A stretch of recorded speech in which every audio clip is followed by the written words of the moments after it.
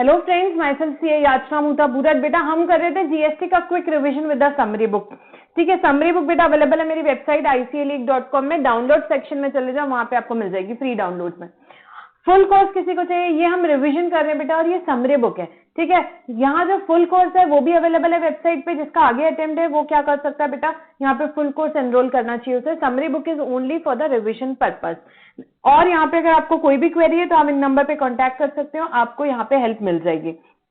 ठीक है, तो अभी तक हमने कौन से सेक्शंस पढ़े बेटा? Section 7 supply, section 8 taxability of composite and mix supply, section 9 levy of CGST हमने पढ़ा। सेक्शन 10 किससे रिलेटेड था बेटा? Composition scheme. Section 11 power to grant exemption, और इस चैप्टर में पढ़ेंगे सेक्शन 12 और 13। Section 12 time of supply of goods, section 13 time of supply of service. ठीक है, आगे सेक्शन जब पढ़ते जाएंगे तो आगे हम बढ़ते जाएंगे। सेक्शन 7 to 31 बेटा most important from exam point of view. सिर्फ इतने सेक्शन याद रख लो, पूरा पेपर आप लिख सकते हो सिर्फ इतने सेक्शंस के बेसिस पे। इन्हीं सेक्शंस पे क्वेश्चन आते हैं और कुछ नहीं।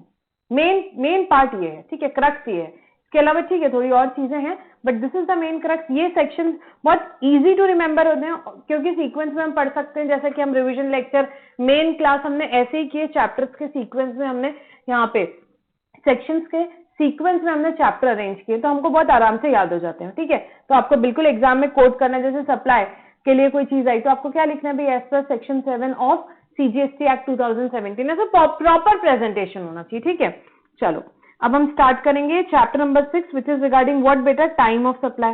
टाइम ऑफ सप्लाई से रिलेटेड प्रोविजंस हम पढ़ेंगे। ठीक है, टाइम ऑफ सप्लाई के डिस्कशन पे आते हैं। What do you mean by time of supply? Time of supply means when the liability to pay tax arises. When the liability to pay tax arises is determined by what? It is determined by time of supply provisions. तो section 12 goods की बात करता है, section 13 service की बात करता है. I have told you in the very first lecture why it is necessary to differentiate between goods and service. Because the provision for time of supply and place of supply are different for goods and different for services.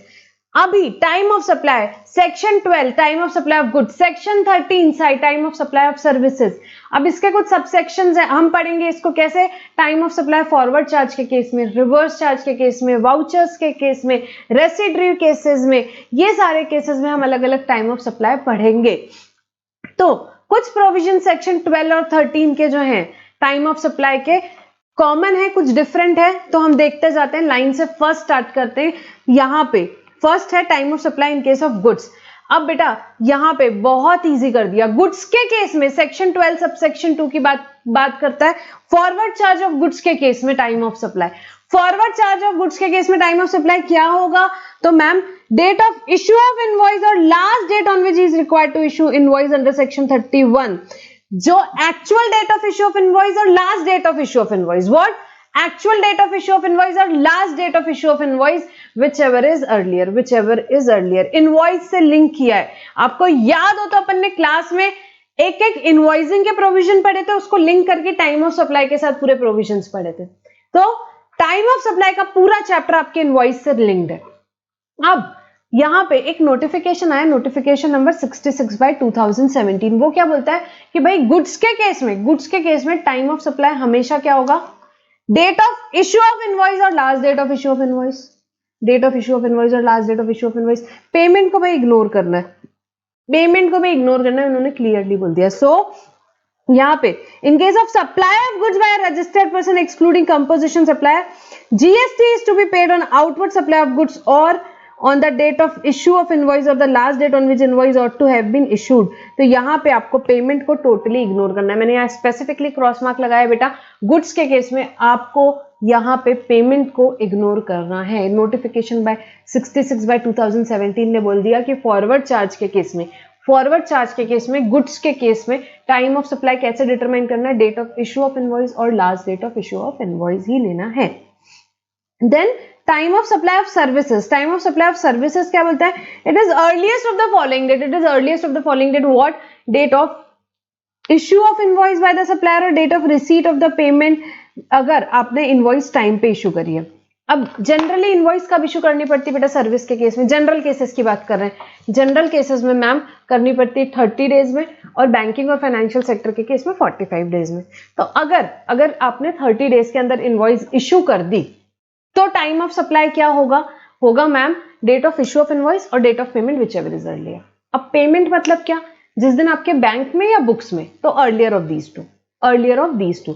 सो अगर invoice time पे issue करिए तो date of issue of invoice और date of receipt of payment, उसमें जो भी earlier रहेगा वो आपका टाइम ऑफ सप्लाई हो जाएगा अगर इनवॉइस टाइम पे इशू करिए। अब इनवॉइस टाइम पे इशू नहीं करी, 30 दिन निकल गए, 40 दिन आ गए, आपने टाइम इनवॉइस इशू नहीं करी, तो टाइम ऑफ सप्लाई कब आएगा? टाइम ऑफ सप्लाई मतलब किस महीने में टैक्स पे करने की लायबिलिटी आ रही है, किस महीने में टैक्स पे करने की लायबिलिटी आ रही है। उससे लेट पे करोगे तो इंटरेस्ट पेनल्टी लगेगा। So, if invoice is not issued within the prescribed time, then the earliest of the following: date of provision of service, जिस दिन आपने सर्विस दी, और date of receipt of payment, whichever is earlier, दोनों में से जो भी earlier होगा, date of provision of service और date of receipt of payment, whichever is earlier। ठीक है।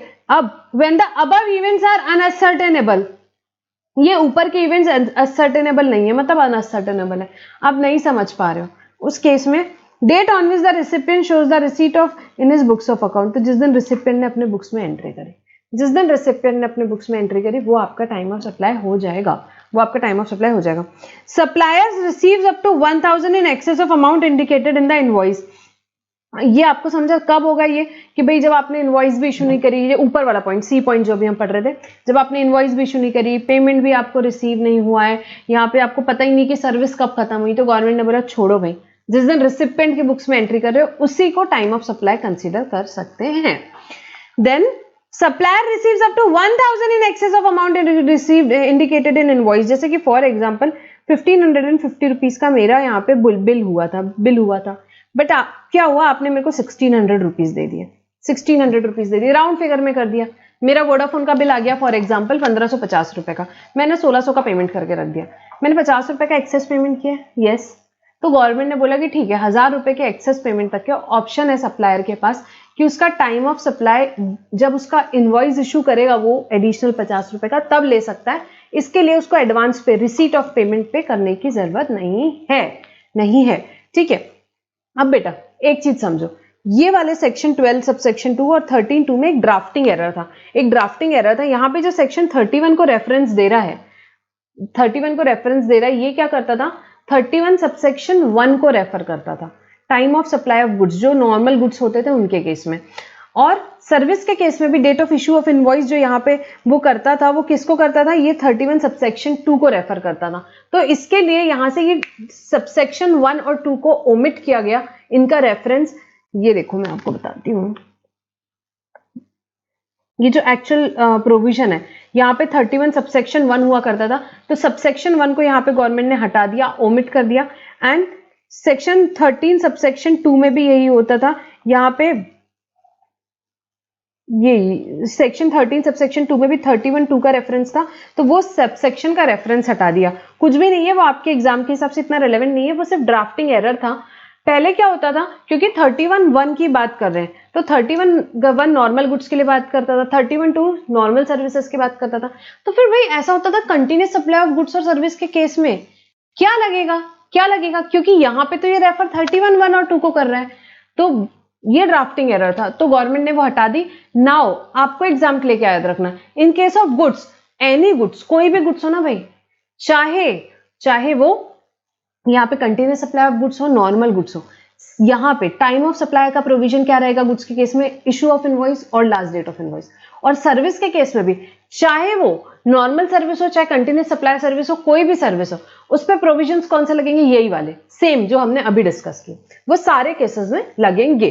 ठीक है, I hope it is clear. Next, time of supply in case of reverse charge. Reverse charge के केस में क्या होगा, रिवर्स चार्ज में बेटा क्या होता है, रिसिपिएंट की लायबिलिटी है टैक्स पे करने की, बट कब वो ये प्रोविजन बताएगा।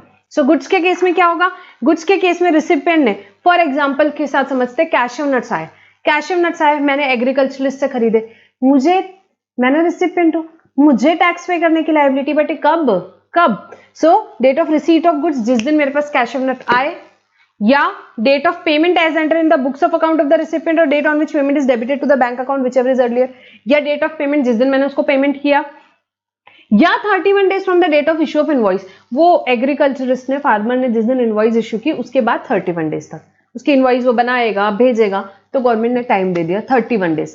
इनवॉइस किसकी बेटा? सप्लायर की, जो सप्लायर इनवॉइस इश्यू कर रहा है वो, ठीक है। रिवर्स चार्ज में रिसिपिएंट भी एक इनवॉइस बनाता है, सेल्फ इनवॉइस बनाता है, ठीक है। वो इनवॉइसिंग के प्रोविजंस में हमने पढ़ा था। वो क्यों बनाता है? क्योंकि सारा कंप्लायंस बर्डन उसका है, जीएसटी के हिसाब से इनवॉइस उसको बनाना पड़ता है। बट यहां किसके इनवॉइस की बात हो रही है? सप्लायर के इनवॉइस की। सो जिस दिन मेरे पास यहाँ पे गुड्स आए या जिस दिन मैंने पेमेंट किया या 31 days from the date of issue of invoice by the supplier, whichever is earlier, इन तीनों में से जो भी अर्लियर होगा वो क्या हो जाएगा? आपका time of supply of goods हो जाएगा, time of supply of goods हो जाएगा। Then time of supply of service की बात अगर हम करें, time of supply of service की हम बात करें, तो date of payment as entered in the books of accounts of the recipient और date on which payment is debited to his bank account, whichever is earlier.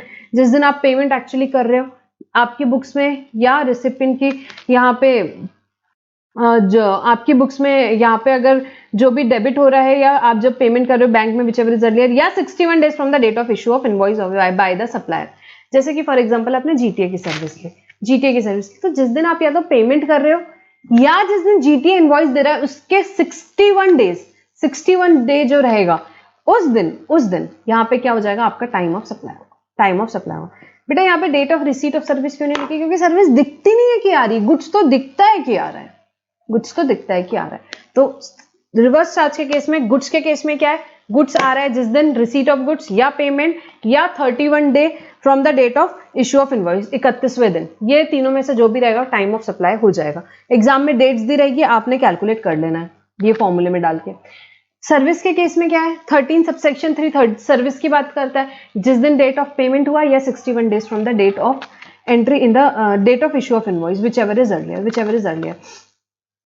Where the above event are not ascertainable, the time of supply shall be date of entry in the books of accounts of the recipient of the supply।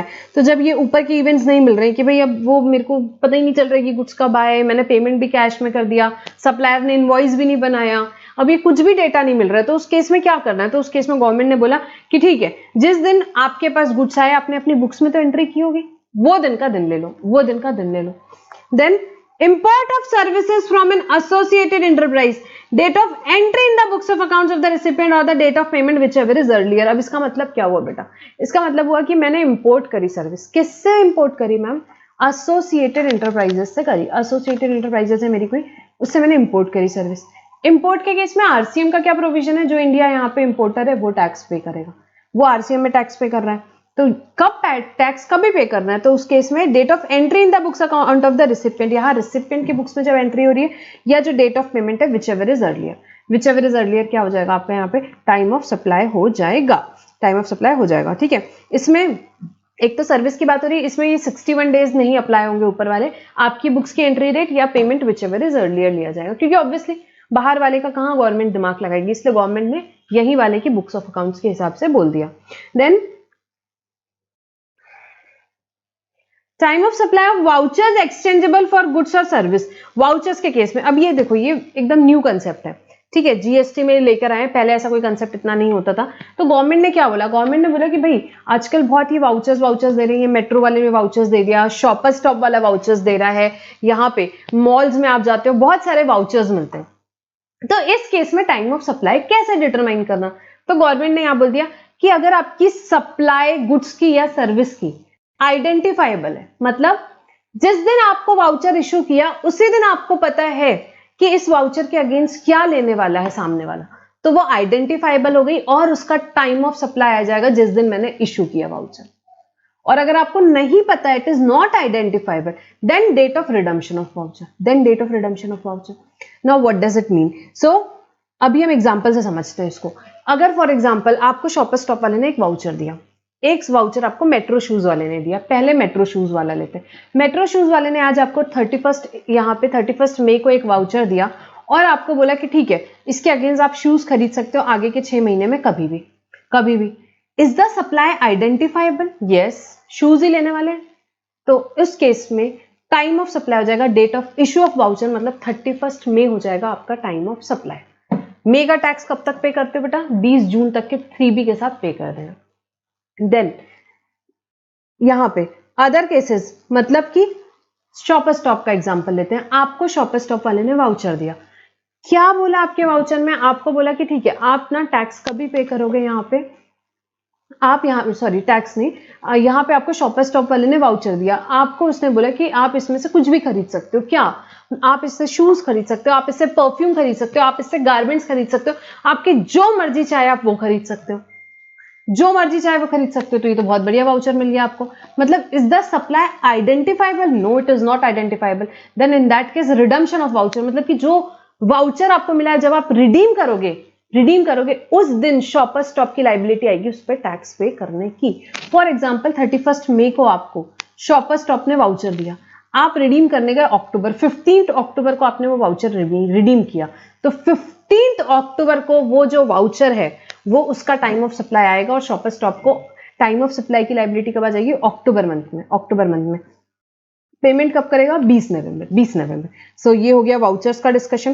Time of supply of goods and services in residual cases, बचे हुए residual cases में मतलब where a periodical return is required to be filed, due date of filing such return, मतलब जब आप periodical return file करना चाहते हो तो due date of filing such return, and in all other cases date of payment of tax. बाकी सारे cases में date of payment of tax रहेगा आपका time of supply. Then time of supply for addition in value by way of interest, late fee, penalty for delayed payment of consideration. अब यहाँ पे क्या हुआ बेटा, आपका पेमेंट, आप मेरे से मोबाइल खरीद के लेके गए, आपने बोला मैम मैं अभी हफ्ते भर में पेमेंट भिजाता हूँ।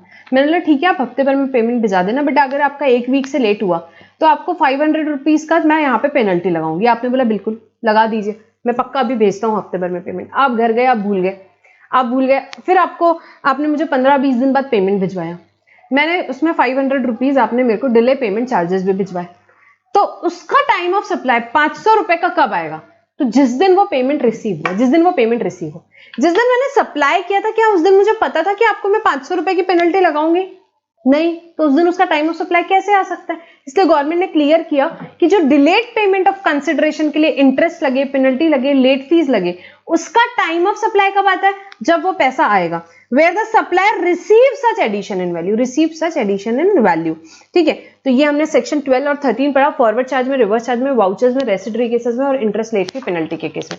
और ये interest late fee penalty valuation के चैप्टर पढ़ेंगे तब वहां पे आएगा, उसे इंक्लूजन में लिया जाता है। इसके बाद पढ़ेंगे तब आपको ध्यान में आ जाएगा। एंड हियर वी कंप्लीट बेटा one of the most important chapter time of supply, ठीक है। बहुत इंपॉर्टेंट है, ये छोटा सा चैप्टर है बट एग्जाम में फ्रीक्वेंटली इस पे क्वेश्चंस आते हैं, ठीक है। तो ये आपको अच्छे से याद रखना है। सेक्शन 12 सेक्शन 13 इस चैप्टर के जो है वो हमने यहाँ पे पढ़े, ठीक है। So here we'll stop our discussion over here. Thank you for now.